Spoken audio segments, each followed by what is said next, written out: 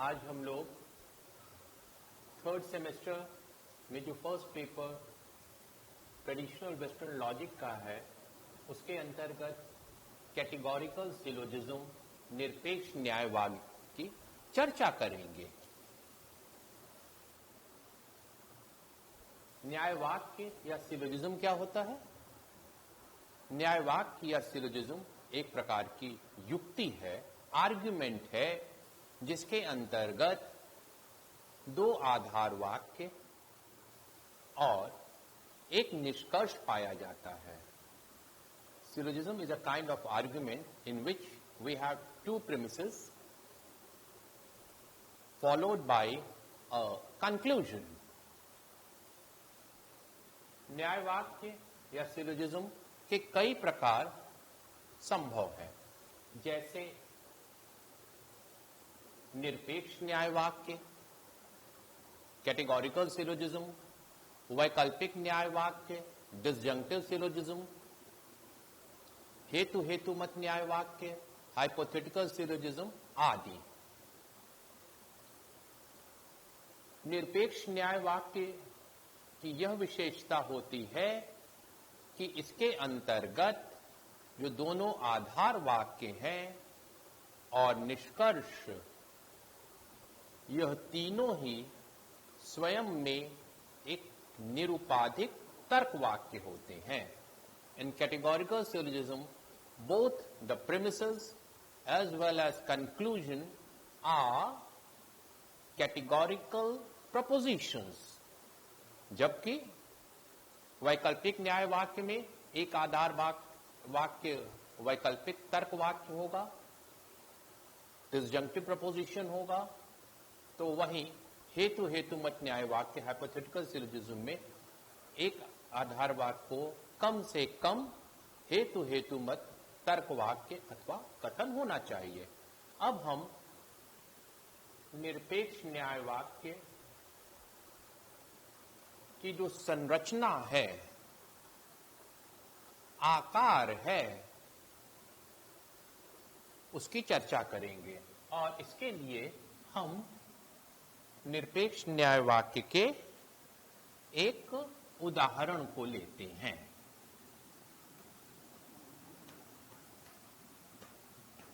कोई सैनिक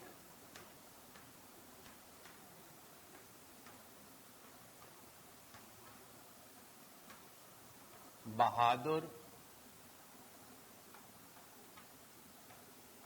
नहीं है,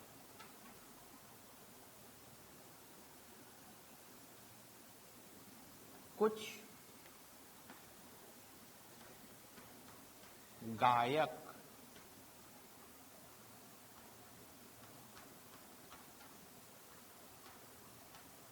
बहादुर हैं। निष्कर्ष,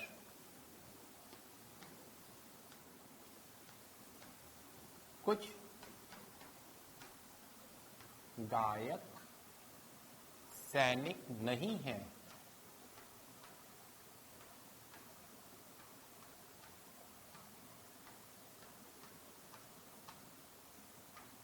यहां पर यह दोनों आधार वाक्य प्रेमिसेस हैं, तो यह निष्कर्ष या कंक्लूजन है, जिसमें आप देखिए कि दोनों आधार वाक्य निरुपाधिक तर्क वाक्य हैं और इसी प्रकार से निष्कर्ष भी जो है एक निरुपाधिक तर्क वाक्य कैटेगोरिकल प्रपोजिशन है। किसी भी निरपेक्ष न्याय वाक्य में तीन पद होते हैं, जिसमें निष्कर्ष का जो विधेय है, प्रेडिकेट है, उसे हम मुख्य पद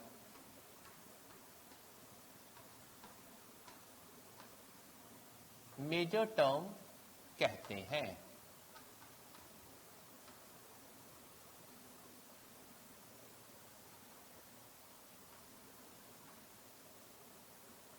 निष्कर्ष का जो उद्देश्य या सब्जेक्ट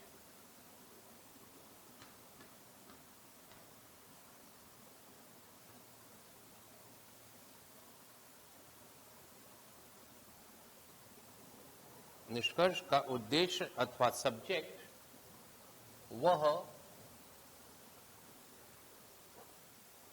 न्याय वाक्य का अमुख्य पद, minor term,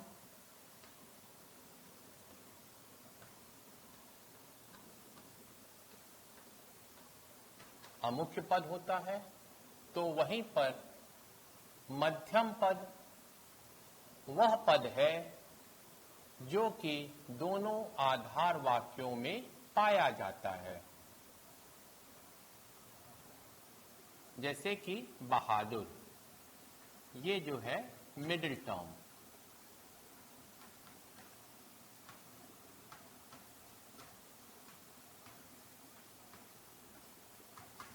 So, predicate of the conclusion is always a major term, and here the major term is सैनिक, soldier.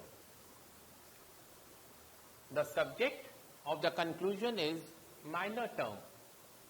जो निष्कर्ष का उद्देश्य है वह अमुक पद है, और इस उदाहरण में गायक जो है अमुख्य पद है, जबकि middle term is that term which is to be found in both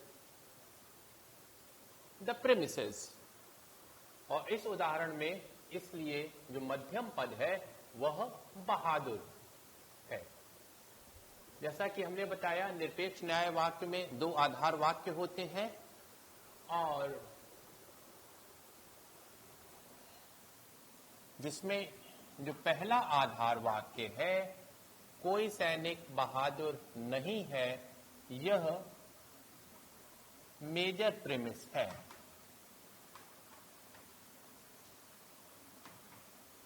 मुख्य आधार वाक्य है।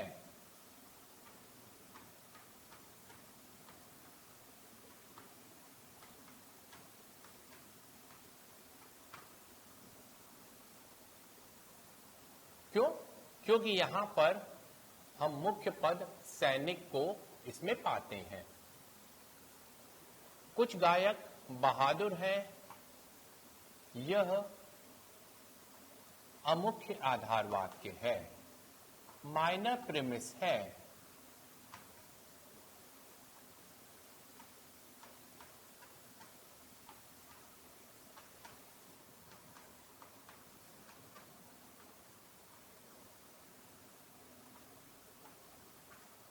क्योंकि यहां अमुख्य पद गायक हमें प्राप्त हो रहा है। निरपेक्ष न्याय वाक्य का एक मानक आकार होता है। There is a standard form of categorical syllogism, और वह मानक आकार यह है कि जब भी कभी हमें निरपेक्ष न्याय वाक्य को प्रस्तुत करना है, तो हमें सबसे पहले मुख्य आधार वाक्य को प्रस्तुत करना चाहिए, तत्पश्चात अमुख्य आधार वाक्य को, और अंत में निष्कर्ष की प्रस्तुति होनी चाहिए।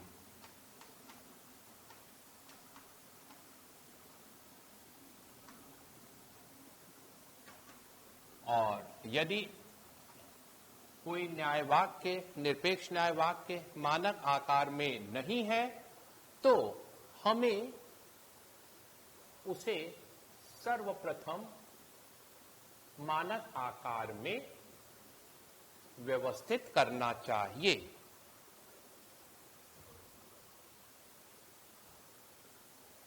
किसी भी निरपेक्ष न्याय वाक्य के आकार अथवा संरचना,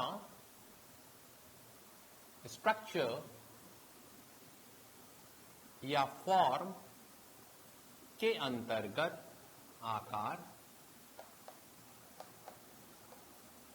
अथवा संरचना, फॉर्म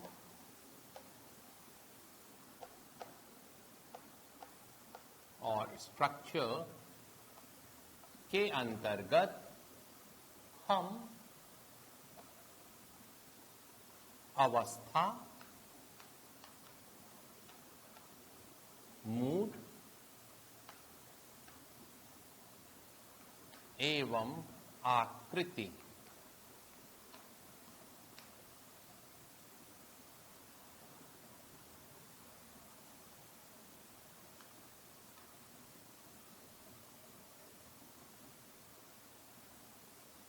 फिगर को पाते हैं। कोई भी निरपेक्ष न्याय वाक्य होगा, उसकी एक निश्चित संरचना होगी, एक निश्चित आकार होगा, और उस आकार का निर्धारण हम कैसे करते हैं? उस निरपेक्ष न्याय वाक्य की अवस्था और आकृति से। ये जो निरपेक्ष न्याय वाक्य है वस्तुतः एक निगमनात्मक युक्ति है, डिडक्टिव आर्ग्यूमेंट है। और आपको याद होगा कि लॉजिक में हम लोगों ने यह देखा कि जो तर्क दोष होता है वह दो प्रकार का होता है। एक तो कहलाता है अनौपचारिक तर्क दोष, इनफॉर्मल फैलेसीज, और दूसरे प्रकार के तर्क दोष को हम लोग औपचारिक तर्क दोष या फॉर्मल फैलेसीज कहते हैं। और यह भी हमने बताया था कि आगमनात्मक युक्तियों में अनौपचारिक तर्क दोष और निगमनात्मक युक्तियों में औपचारिक तर्क दोष या फॉर्मल फैलेसीज पाई जाती है। तो इस चैप्टर के अंतर्गत हम लोग फॉर्मल फैलेसीज की चर्चा भी करेंगे।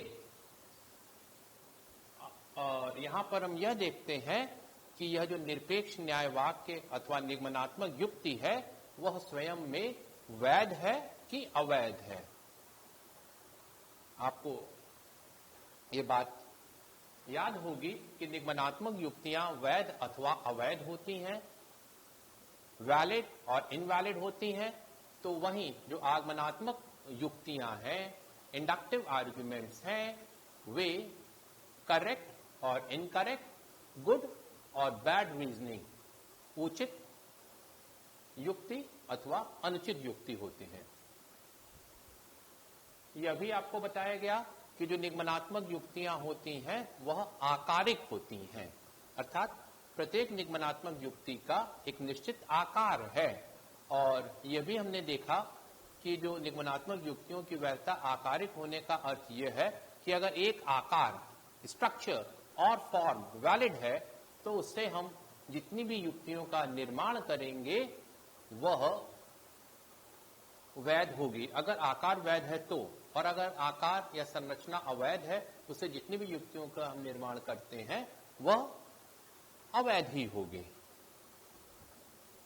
एक बात और, जब हम लोग सत्यता और वैधता की चर्चा कर रहे थे, ट्रूथ एंड वैलिडिटी की, तो वहां पे हमने कई एग्जांपल्स देखे थे जहां हम यह पाते हैं कि सत्यता और वैधता का संबंध जो है वह सरल संबंध ना हो करके अपितु एक जटिल संबंध है। It is not simple relationship, rather it is complex one, and complexity is like this कि यह संभव है कि कोई युक्ति के सभी आधारवाद निष्कर्ष सत्य हो और युक्ति वैध हो। यह भी संभव है कि किसी युक्ति के दोनों आधारवाद के और निष्कर्ष सत्य हो किंतु युक्ति अवैध हो। और इसकी भी संभावना हमने देखी थी कि कोई युक्ति है जिसके कि दोनों आधार वाक्य और निष्कर्ष असत्य हैं किंतु फिर भी युक्ति वैध है। तो वहां पे हमने यही कह करके छोड़ दिया था कि वैधता और अवैधता के परीक्षण को हम लोग बाद में देखेंगे। तो इस चैप्टर के अंतर्गत निरपेक्ष न्याय वाक्य की वैधता और अवैधता का परीक्षण किया जाएगा। Here we are going to demonstrate or see that whether a particular deductive argument is valid or invalid, और उसके लिए कुछ विधि है, उन विधि की भी चर्चा करेंगे। लेकिन अभी हम लोग पहले इस निरपेक्ष न्याय वाक्य के आकार और आकार के अंतर्गत अवस्था और आकृति से तो परिचित हो जाएं। क्योंकि किसी भी निरपेक्ष न्याय वाक्य या निगमनात्मक युक्ति के आकार अथवा संरचना अपने अंतर्गत अवस्था और आकृति को समाहित करती है।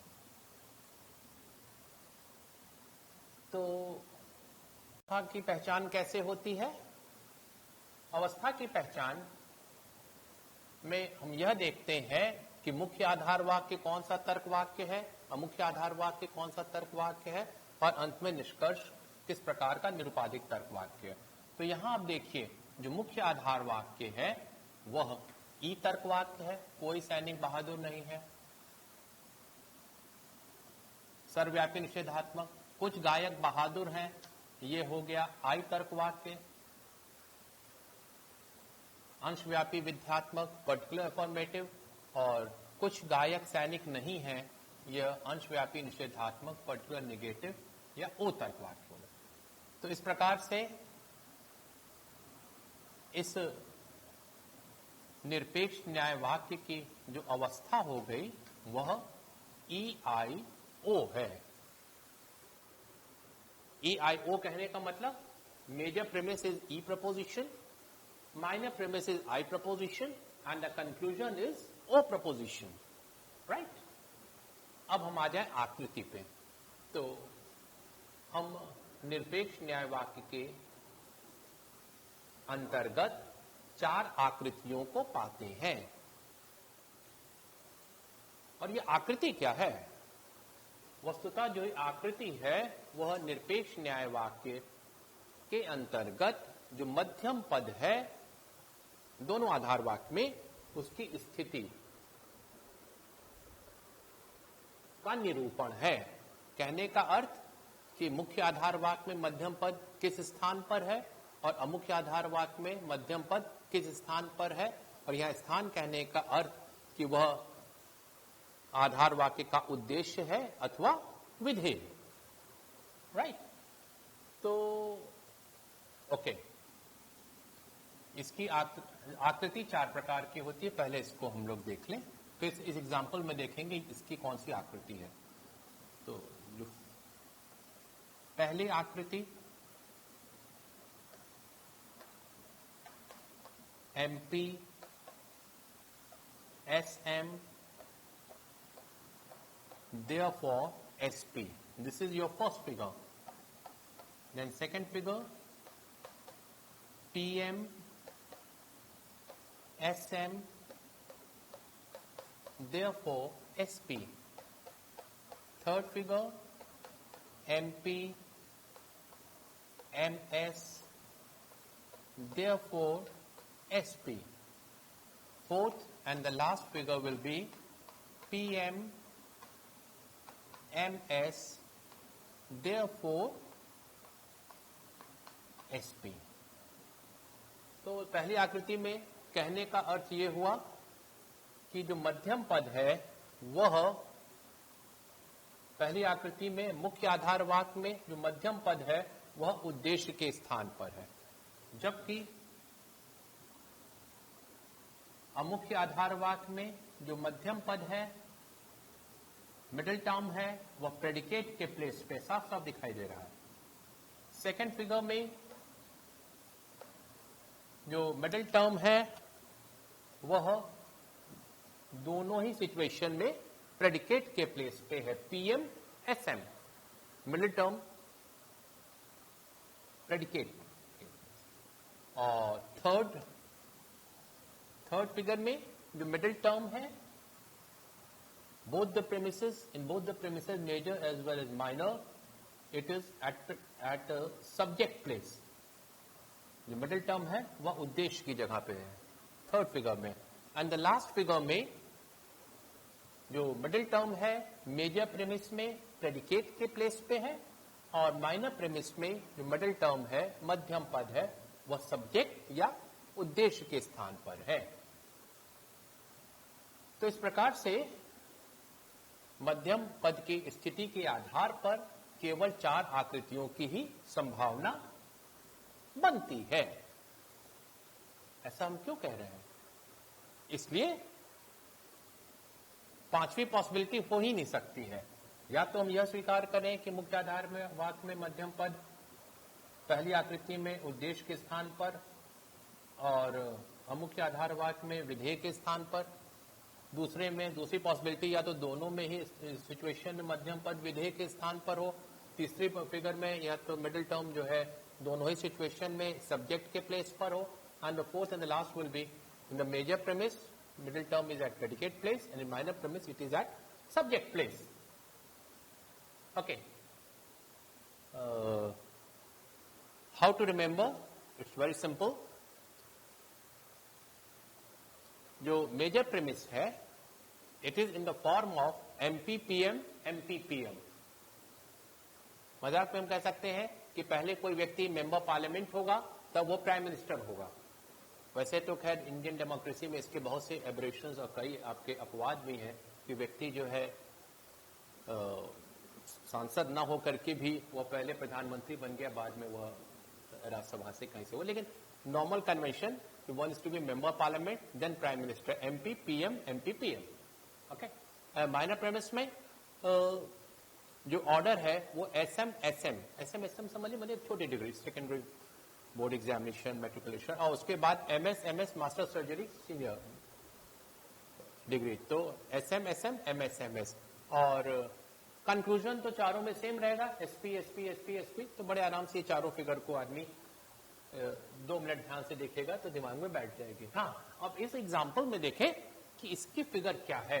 कोई सैनिक बहादुर नहीं है, कुछ गायक बहादुर हैं, कुछ गायक सैनिक नहीं है। तो पहले तो हम ये देखें सैनिक क्या है, major term, predicate of the conclusion P. बहादुर is major middle term, sorry. गायक is minor term, that is subject of the conclusion. बहादुर is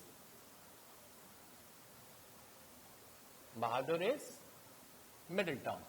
So in this way PMSM, it is PMSM. तो हम इसे कौन सा फिगर कहेंगे? It is second figure. PMSM therefore SP. It is second figure.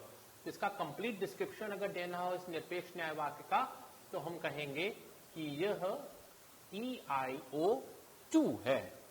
इसमें EIO इसके mood को बता रहा है और जो 2 हम कह रहे हैं यह इसकी फिगर है। चलिए कुछ और सूचनाओं को हम लोग शेयर करें। यह जानने का प्रयास करें कि निरपेक्ष न्याय वाक्य की कितनी अवस्थाएं संभव हो सकती हैं। How many moods we can have in categorical syllogism? Fine. You see, 4 प्रकार के categorical propositions होते हैं कि ये हाँ AEIO proposition, सर्वव्यापी विध्यात्मक, सर्वव्यापी निषेधात्मक, अंशव्यापी विध्यात्मक, अंशव्यापी निषेधात्मक। तो इन 4 प्रकार के निरुपाधिक तर्कवाक्य categorical propositions में से हमें केवल 3 का ही चयन करना है। एक मुख्य आधार वाक्य को कोई एक तर्क वाक्य मानना चाहिए, मानना पड़ रहा है, और मुख्य आधार वाक्य को कोई एक तर्क वाक्य होना चाहिए और निष्कर्ष को कोई एक तर्क वाक्य होना चाहिए। तो जो डिफरेंट परम्यूटेशन कॉम्बिनेशन से अगर हम जानने का प्रयास करें कितने मूड हो सकते हैं, हाउ मेनी मूड, तो इसका उत्तर होगा 4 raised to the power 3. 4 raised to the power 3. In this way, we can have 64 moods. 64 moods कैसे बनेंगे? AAA, AAE, AAI, AAO ऐसे बनाते चले जाइए। तो अधिकतम संभाव्य अवस्थाएं कितनी होंगी? 64। 4 प्रकार के निरुपाधिक तर्कवाक्य और उनके उसमें किन्हीं 3 को हमको सेलेक्ट करना है तो वो चेंज करता जाए। Figures, how many figures do we have? It is 4। Good. then how many form or structure of categorical syllogism we can have? It will be 64 multiplied by 4.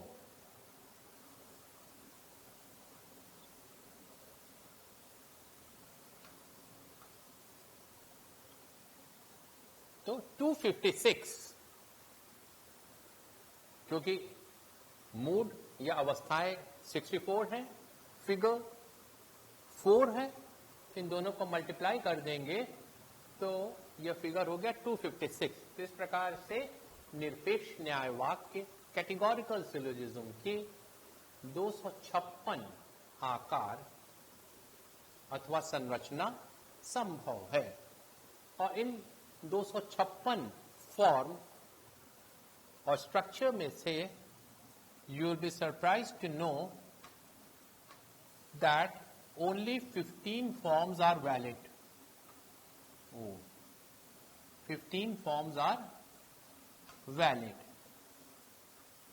केवल 15 आकार अथवा निरपेक्ष न्याय वाक्य की संरचना जो कि वैध होते हैं और अन्य सभी अवैध होंगे। कुछ और रोचक तथ्य हम आपको बताना चाहेंगे निरपेक्ष न्याय वाक्य से रिलेटेड। EIO एक ऐसी अवस्था है जो कि चारों आकृतियों में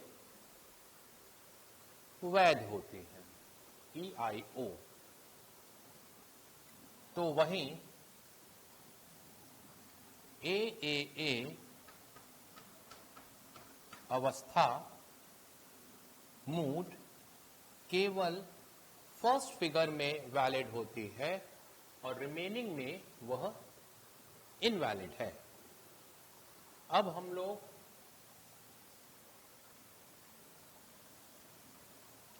निरपेक्ष न्याय वाक्य के अंतर्गत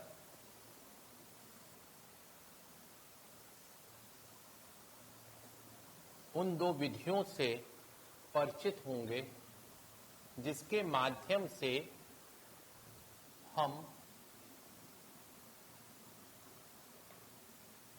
इनकी वैधता का परीक्षण करते हैं।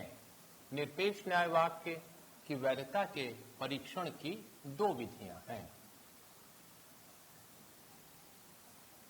Number 1, the first method is known as Venn diagram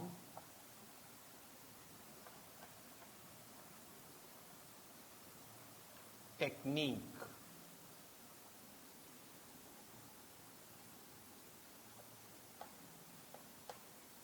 Venn रेखा चित्र विधि। और जो दूसरा मेथड है उसे हम कहते हैं रूल्स एंड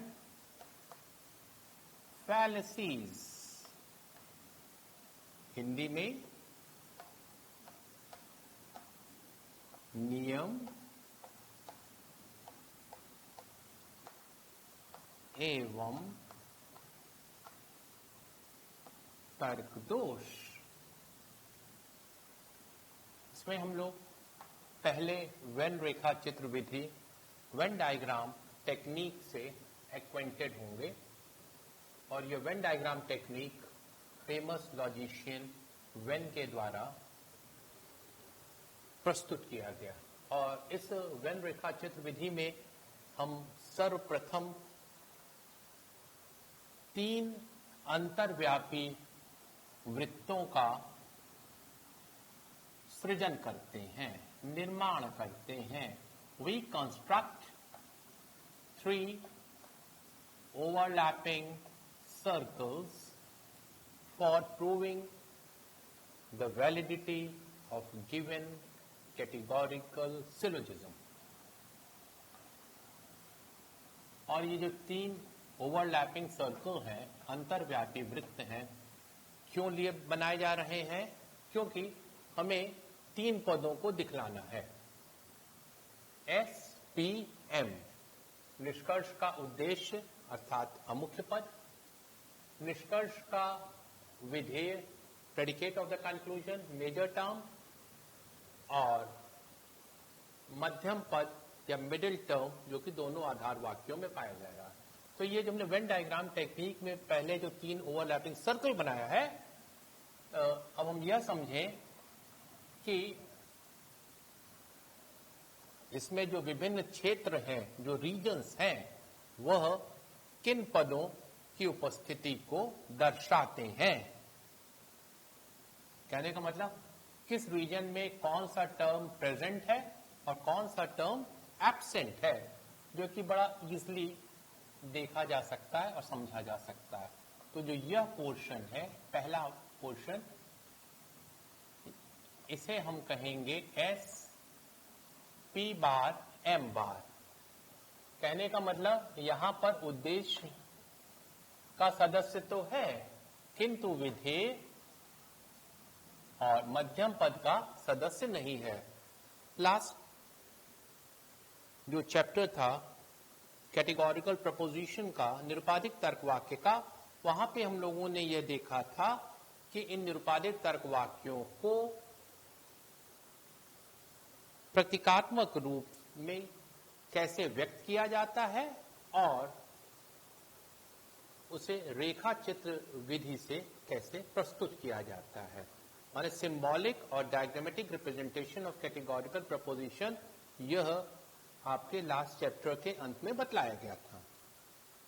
और वहां पर हम लोगों ने देखा था कि जब भी किसी टर्म के ऊपर बार लगा देते हैं, एक खड़ी पाई, तो यह इस बात को बतलाता है कि वहां पर वह पद अनुपस्थित है, absence of that particular term.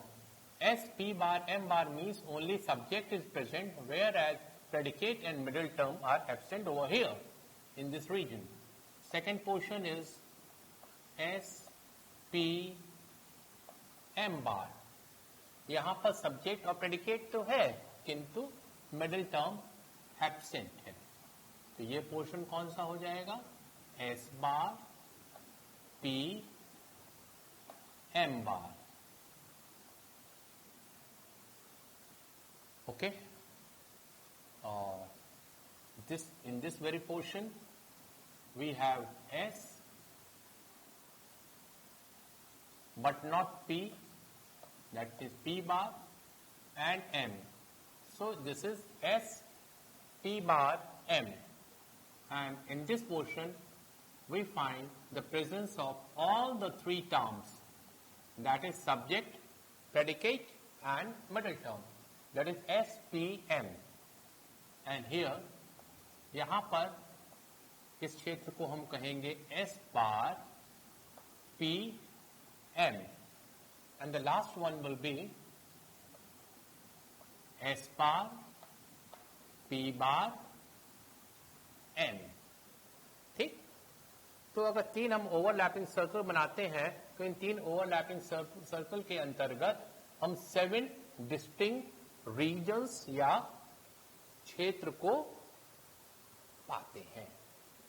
Okay, fine. When रेखा चित्र विधि, वेन डायग्राम टेक्निक के कुछ नियम हैं जिन्हें हमें ध्यान में रखने की आवश्यकता है।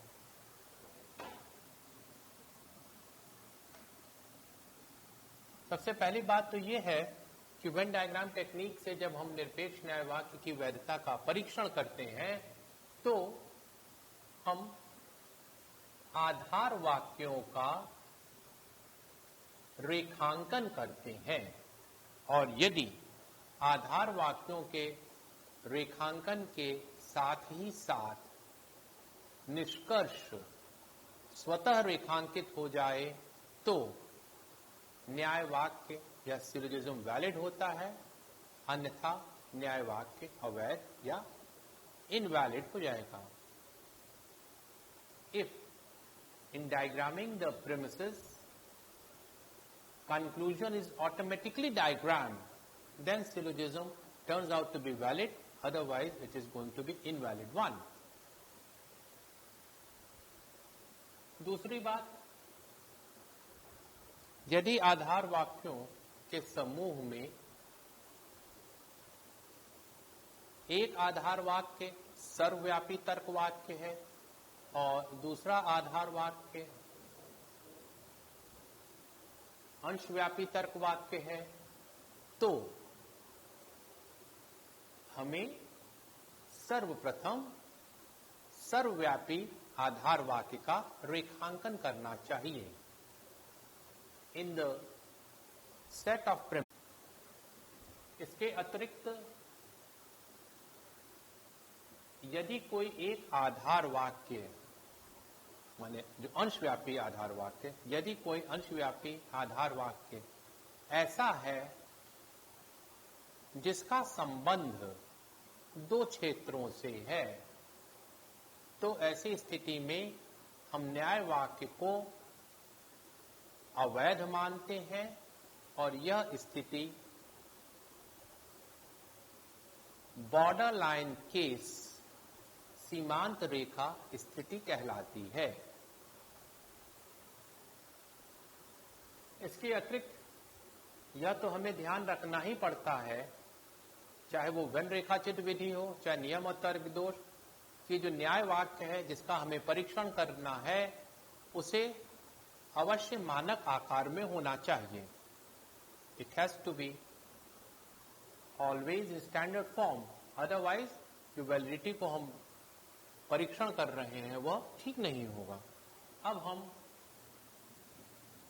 इस उदाहरण की वैधता का परीक्षण करेंगे, जिसके लिए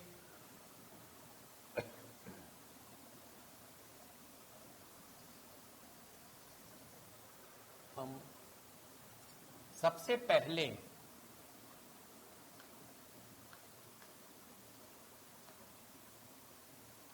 इन्हें प्रतीकात्मक रूप से प्रस्तुत करेंगे. तो मुख्य आधार वाक्य ई तर्क वाक्य है. कोई सैनिक बहादुर नहीं है, तो इसे सिंबॉलिक वे में हम कहेंगे no P is M.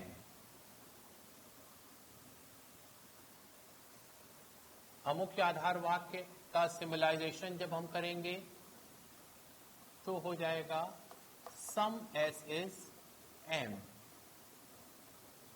Now the conclusion, O तर्क वाक्य, some S is not P. For the symbolization इसका हो तो हम कैसे कहेंगे ई तर्क वाक्य को? No P is M, PM is equal to 0. ये बात आपको पिछले चैप्टर में कैटेगोरिकल प्रपोजिशन में अंत में बतलाया गया है. Sum S is M, that is SM is equal to 0. Now, I तर्क वाक्य है, SM is equal to 0. Conclusion O तर्क वाक्य है, Sum S is not P. तो इसका जो सिंबलाइजेशन होगा वो हो जाएगा SP bar is not equal to 0. Okay. अब हम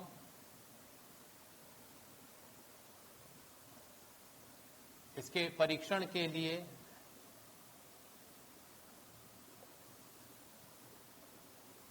तीन अंतर्व्यापी वृत्त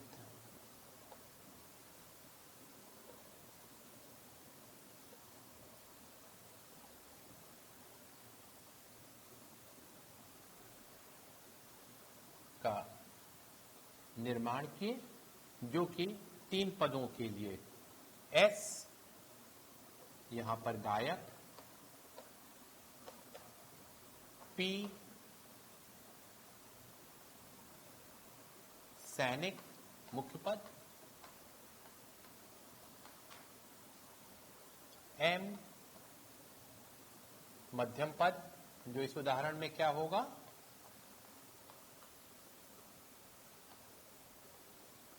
बहादुर है। जैसा कि हमने कहा था कि यदि आधार वाक्य के समूह में एक आधार वाक्य सर्वव्यापी तर्क वाक्य हो, दूसरा आधार वाक्य अंशव्यापी तर्क वाक्य हो, तो हमें सर्वप्रथम सर्वव्यापी आधार वाक्य का रेखांकन करना चाहिए। तो पहले हम इसको रेखांकित करेंगे, इसलिए नहीं कि यह मुख्य आधार वाक्य है, मेजर प्रेमिस है, इसलिए नहीं, बल्कि इसलिए रेखांकित कर रहे हैं कि यह सर्वव्यापी तर्क वाक्य है। यदि दोनों आधार वाक्य सर्वव्यापी हैं तो किसी का भी रेखांकन कर सकते हैं। यदि अगर मुख्य आधार वाक्य अंशव्यापी होता और अमुख्य आधार वाक्य सर्वव्यापी होता तो हम पहले जो है अमुख्य आधार वाक्य का रेखांकन करते, क्योंकि वह सर्वव्यापी तर्क वाक्य है। तो यहाँ पर मुख्य आधार वाक्य सर्वव्यापी है, इसका रेखांकन करना है। तो क्या कहा है, PM इज इक्वल टू 0। तो PM, ऊपर के डायग्राम को आप लोग देखिए, SPM S बार PM, तो यहाँ पर PM जो है कॉमन है। तो एक समय हमको दो ही पद को देखना है, तीसरे पद की उपेक्षा करना है। जब हमने कहा PM इज इक्वल टू 0, तो ये हमारे लिए इंपॉर्टेंट नहीं है कि सब्जेक्ट टर्म प्रेजेंट है कि नहीं है, केवल PM कहां पर है। यह भी PM है और यह भी PM है। ये दो क्षेत्र हैं जहां पर आपके PM एक साथ उपस्थित हैं। और इसमें कहा क्या गया, PM इज इक्वल टू 0, अर्थात यह क्षेत्र रिक्त है। नो मेंबर, नल, एम्प्टी, 5, इसमें कोई भी सदस्य नहीं है, अर्थात कोई भी P जो है M नहीं और कोई भी M P नहीं हो सकता। PM इज इक्वल टू 0, यही पोर्शन है जहां पे PM एक साथ हो सकते हैं, और इसको हमने शेड करके यह सुनिश्चित कर दिया कि ऐसा कोई भी नहीं है जो कि P और M दोनों का सदस्य हो। PM is equal to 0।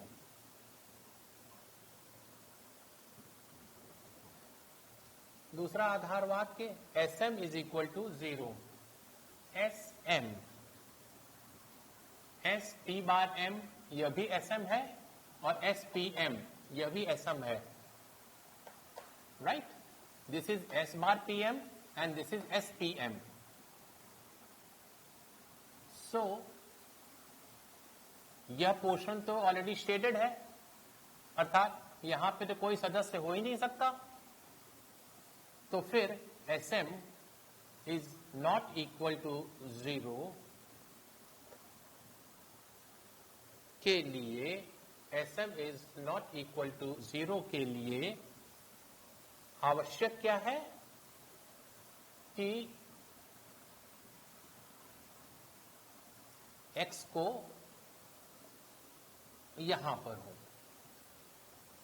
अगर यहां पर X है, SM is not equal to 0। दो पोर्शन है SM का, यहां पर तो कोई सदस्य हो ही नहीं सकता है क्योंकि ये तो एम्प्टी है ये रीजन। तो दूसरे SM की पॉसिबिलिटी क्या बनती है, ये, और ये SM 0 नहीं है। इसका मतलब there is at least one member, let it be X, which belongs to both subject as well as middle term। ये जो X है ऐसा है जो कि S और M दोनों का मेंबर है, राइट। ओके, दोनों आधार वाक्यों को हमने ठीक ढंग से रेखांकित कर दिया, और जिसमें हमने मदद लिया ऊपर वाले रीजन्स के आधार पर। अब यह देखने की आवश्यकता है कि क्या निष्कर्ष स्वतः रेखांकित हुआ। निष्कर्ष क्या कहता है, SP bar is not equal to 0। SP bar कहां पर है, एक यह SP बार है और ये SP बार है। तो चाहे यहां पे हमको x मिल जाए, चाहे यहां पे x मिल जाए। यहां पे ऑलरेडी हमको x मिल गया है, तो इसका अर्थ ये हुआ कि निष्कर्ष स्वतः रेखांकित हो गया है। Conclusion is automatically diagram, therefore given syllogism is valid. ये वैध न्याय वाक्य है क्योंकि निष्कर्ष स्वतः रेखांकित हो गया। अच्छा, तो इस पर हम लोग विचार करें कि हम यह क्यों कह रहे हैं कि वेन डायग्राम टेक्निक में यदि निष्कर्ष स्वतः रेखांकित हो जाए आधार वाक्यों के रेखांकन से तो न्याय वाक्य वैध होगा। इसके पीछे लॉजिक क्या है? तो बेसिक लॉजिक ये है कि अगर निष्कर्ष स्वतः रेखांकित हो रहा है, इसका अर्थ ये हो गया कि हम दिए गए आधार वाक्यों से सही ढंग से तार्किक रूप में निष्कर्ष को निःसृत कर रहे हैं, या निष्कर्ष में ऐसा कुछ भी नहीं कहा जा रहा है जिसे हम दिए गए आधार वाक्यों से प्राप्त निगमनात्मक विधि से नहीं कर सकते हैं। और अगर युक्ति अवैध है, इसका अर्थ ये हो गया निष्कर्ष कुछ ऐसा कह रहा है जो कि आधार वाक्यों से निःसृत नहीं होता, इसलिए अवैध है और इसीलिए निष्कर्ष स्वतः रेखांकित भी नहीं हो पा रहा है। ओके, अब हम एक एग्जाम्पल और लेकर के इस टॉपिक को आज वाइंड अप करेंगे, तो जिससे कि कल आगे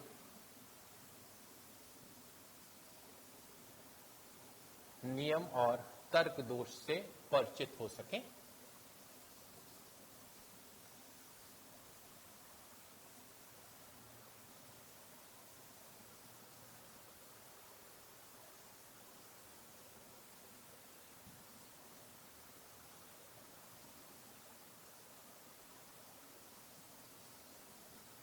और ये जो हम एग्जाम्पल लेने जा रहे हैं वह सीमांत रेखा स्थिति बॉर्डर लाइन केस का होगा। और जैसा कि हम जानते हैं कि सीमांत रेखा स्थिति बॉर्डर लाइन केस के अंतर्गत अगर कोई न्याय वाक्य होता है तो वह अवश्य अवैध होगा। एक उदाहरण ले लें हम लोग।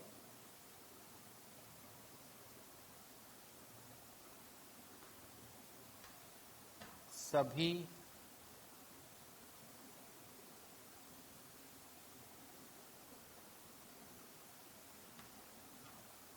सैनिक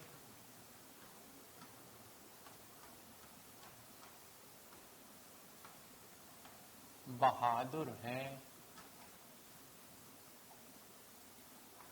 ये तर्क वाक्य, ठीक है। कुछ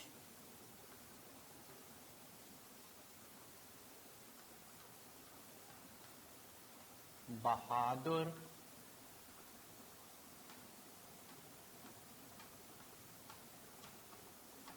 कवि हैं, हाई तर्क वाक्य। निष्कर्ष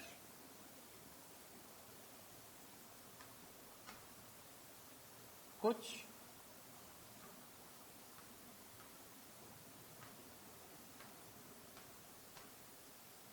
कवि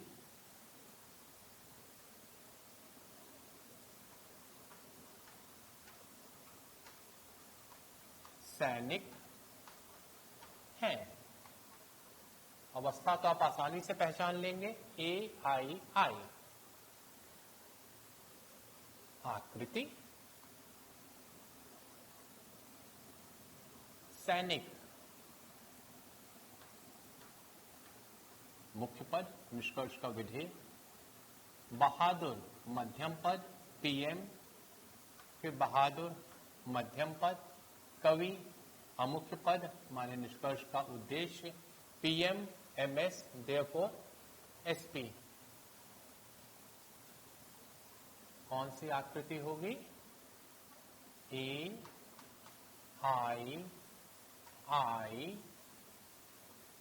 4। PM, MS, therefore SP। This is fourth figure। अब इसको हम सिंबलाइज करें।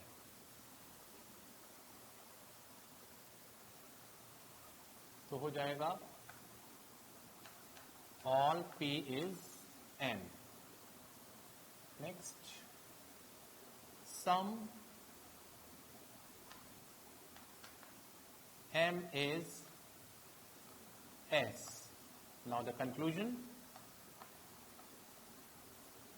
sum S is P।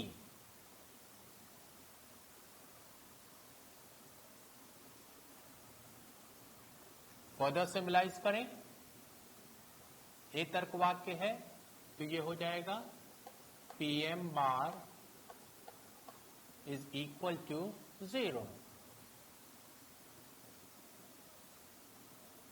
I तर्क वाक्य, sum M is S, MS is not equal to 0। Conclusion, SP is not equal to 0। अब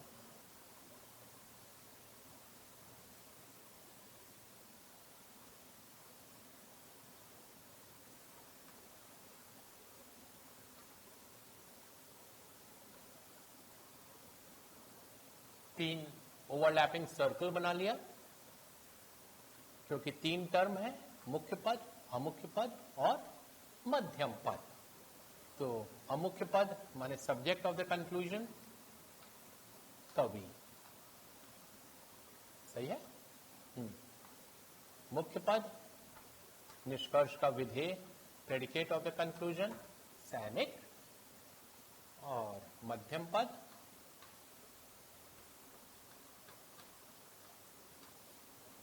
बहादुर। अब देखिए यहां पर भी एक आधार वाक्य सर्वव्यापी तर्क वाक्य है और दूसरा आधार वाक्य अंशव्यापी तर्क वाक्य है। तो हमें करना क्या चाहिए कि हमें पहले सर्वव्यापी आधार वाक्य का रेखांकन कर देना चाहिए। PM bar is equal to 0। PM bar कौन सा क्षेत्र है? S PM बार, S बार PM बार, ये दोनों PM बार हैं। जहां पर प्रेडिकेट तो है लेकिन मिडिल टर्म नहीं है, तो these two regions are PM bar where we find predicate but not the middle term, and this portion is 0, that means it has no member, अर्थात इसमें कोई भी सदस्य नहीं है, यह क्षेत्र रिक्त है, शून्य है।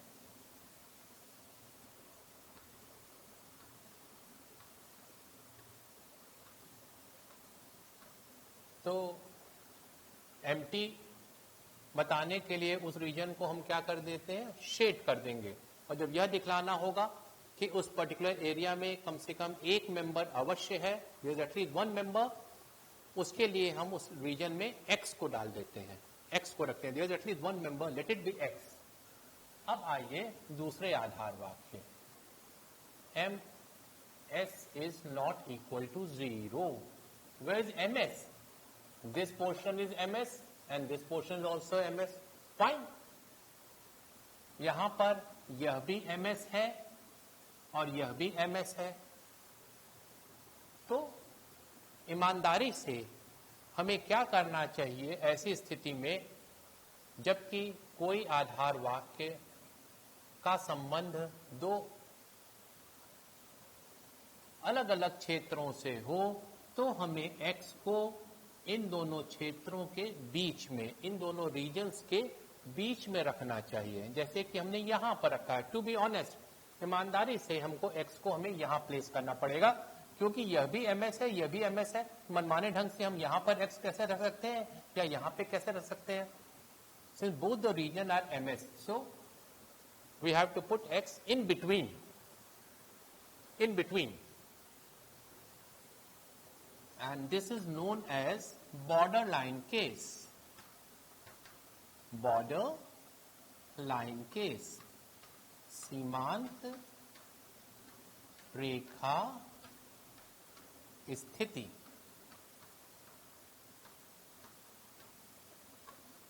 यहां पर border line case x belonging to 2 different regions, और सीमांत रेखा स्थिति जो होती है वह युक्ति को या न्याय वाक्य को अवैध बना देती है। और वैसे भी इस न्याय वाक्य के वैध होने के लिए आवश्यक ये था कि x को हम यहां पे प्लेस करते हैं, लेकिन हम नहीं कर सकते हैं क्योंकि दोनों से संबंधित है। तो अब आपको एक बात यह भी समझ में आ गई होगी कि आधार वाक्यों के समूह में अगर एक आधार वाक्य सर्वव्यापी है, दूसरा अंशव्यापी है, तो हमें उस आधार वाक्य का रेखांकन पहले क्यों करना चाहिए जो कि सर्वव्यापी तर्क वाक्य है। इससे हमें यह लाभ मिलता है कि जो दूसरा अंशव्यापी आधार वाक्य है तो वह स्पष्ट हो जाता है कि उसका संबंध किससे है। जैसे जो पहले वाला हमने एग्जाम्पल दिया था, मुख्य आधार वाक्य जो ई तर्क वाक्य था उसको हमने रेखांकित किया, तो जो दूसरा आधार वाक्य था अमुख्य आधार वाक्य आई तर्क वाक्य रेखांकन के लिए स्थिति स्पष्ट हो गई, क्योंकि एक क्वेश्चन ऑलरेडी शेडेड हो गया। तो एकमात्र विकल्प यही था कि हमको एक्स को के लिए हमें यहीं पर हमको एक्स को यहीं पे डालना पड़ेगा पर्टिकुलर प्रपोजिशन को डिस्प्ले करने के लिए।